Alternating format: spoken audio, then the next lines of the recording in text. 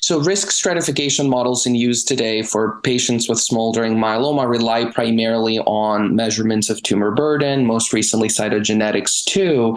And here in this study, we hypothesized that the patient's immune system matters too. And I think it's kind of an obvious hypothesis, if you will, but one perhaps without a lot of supporting evidence in humans.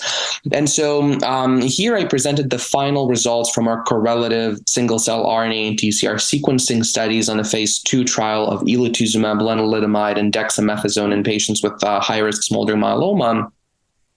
And we found that we can indeed harness immune cell composition in the bone marrow for prognostication. And that's true both at diagnosis and post-treatment.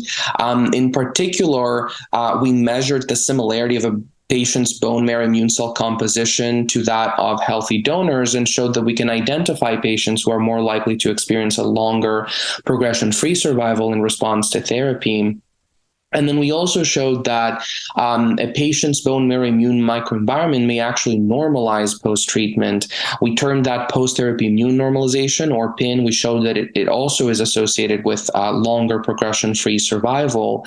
We also looked at granzyme K expressing cytotoxic T cells, which is an important T cell subpopulation that, there's progressively more and more data about it. And so we looked at it, we found that indeed, if patients who have more of these granzyme K expressing cytotoxic T cells have longer progression-free survival. And this time we were able to also see that they clonally expand and increase in numbers post-therapy, which of course suggests that they may be a key player in the bone marrow immune microenvironment.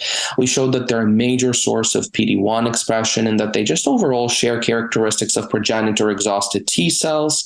And so we think that we are, helping sort of develop some foundational knowledge about this subpopulation, such that we can in the future probe it a little bit more and potentially develop therapies that target it if needed. And so since we were in the business of developing immune biomarkers, we wanted to make sure that we can, if needed, make do with peripheral blood samples, because bone marrow biopsies are difficult to perform.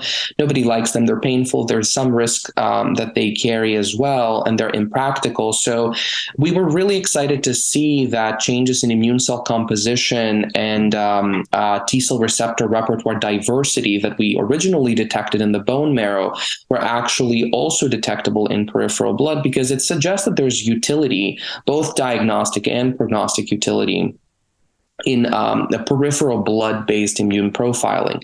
And so this study is now out in Cancer Cell, and we think it is important in that it, one, serves as a blueprint, if you will, for correlative studies on clinical trials testing early intervention in patients with smoldering myeloma, and perhaps more broadly even too.